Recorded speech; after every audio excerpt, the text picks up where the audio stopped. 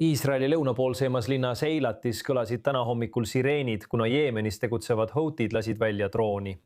Ja selle tõrjus Iisraeli õhutõrjesüsteem, ohvritest ega kahjustustest ei teatatud. See juhtus päev pärast seda, kui rühmitus tulistas Iisraeli pihta 2 ballistilist raketti, mis samuti tõrjuti.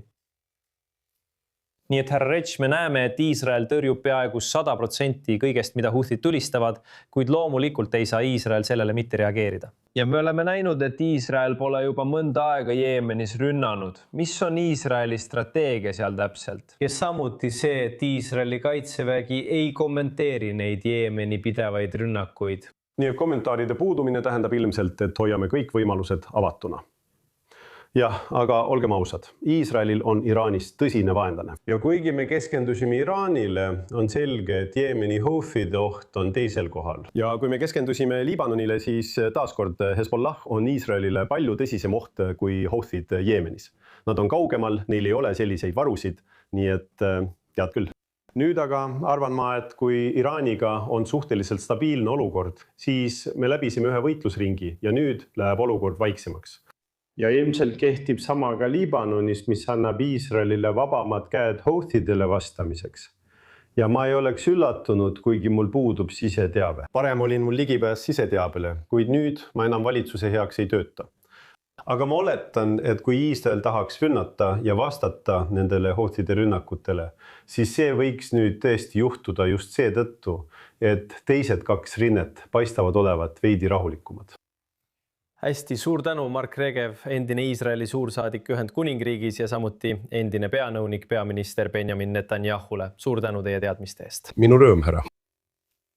Ja nüüd läheme Toomas Junot juurde, kes on Ottawa ülikooli Graduate School of Public and International Affairsi professor.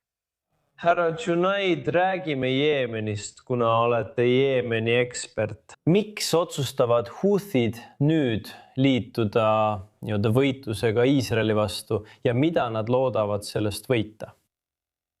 No, ma arvan, et kõigepealt tuleb öelda, et Houthide senine liitumine võitlusega on olnud väga piiratud ja see on tõenäoliselt osa asja mõttest. Saates välja 1 või 2 raketti, mis nagu sa just ütlesid, on Iisraeli poolt kergesti kinni püütavad tänu nende palju arenenumale õhutõrjele ning põhjustavad vähe või üldse mitte füüsilist kahju. Houthid ei püüa praeguses võitluses sõjalist jõudude tasakaalu muuta.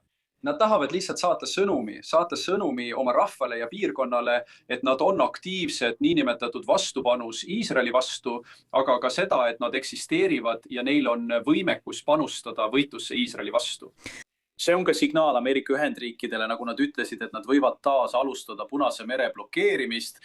Kui nad tõesti uuendavad oma rünnakuid mitte Iisraeli vastu, vaid Punases meres, siis koos Hormuzi väina ja Pärsia lahe sulgemisega oleks mõju maailmamajandusele, mitte ainult Iisraelile, palju olulisem. Küsimus on selles, et Ismail Khani, IRGC komandör, ütles eile, et on olemas seos selle vahel, mis toimub Punases meres, Bab al-Mandabis ja loomulikult Hormuzi väinas. Kas see on uus surveaste, mida iraanlased ameeriklastele avaldavad? Kas peaksime ootama ka rünnakuid laevadele Punases meres, sest seda pole veel juhtunud? Rünnakud laevadele Punases meres, ma ei ole veendunud, et see juhtub praegu. Ma arvan, et vähemalt tahavad Iraan ja Houthid anda märku, et see võiks tulevikus juhtuda. Ja USA ning meie kõik mõistame, et kui see peaks tulevikus juhtuma, oleks sellel väga kõrge hind. Praegu olen ma siiski skeptiline. Ma ei ütleks, et tõenäosus on 0, aga ma olen skeptiline, et see juhtub. Ma arvan, et Iraan tahab anda märku sellest, mida nad nimetavad rindede ühtsuseks. See on arusaame, et kõik rindelõigud, Iraan, Liibanon, Jeemen, Gaza, on omavahel seotud. Iisrael on sageli püüdnud neid piirkondi üksteisest lahutada. Näiteks on Iisrael püüdnud lahutada USA ja Iraani vahelisi läbirääkimisi Iraani sõja ja Liibanoni sõja teemal. Iraan soovib, et kõik need rindelõigud, kõik need konfliktipiirkonnad oleksid omavahel seotud. Ja kui Houthid saatsid selle raketi, annavad nad sellega märku, et mitte ainult Liibanon ja Iraan, vaid ka Punane meri, Iraan ja Jeemen on üks suur konfliktiväli, mitte eraldiseisvad piirkonnad. Ja selles võrrandis on muidugi veel rohkem osapooli ja mis kõige tähtsam, isegi Saudi araablased, kes on kasutanud ida-lääne torujuhet. Ja loomulikult rünnakud laevadele Punases meres peatavad sisuliselt nende võime üldse naftat müüa, kuid Houthide ja Saudi araablaste vahel on ka kokkulepe. Mida peaksime ootama ka Saudi araablastelt, kui see juhtub? Nii et tõenäoliselt on Saudi Araabia ja Houthide vahel mingisugune kokkulepe.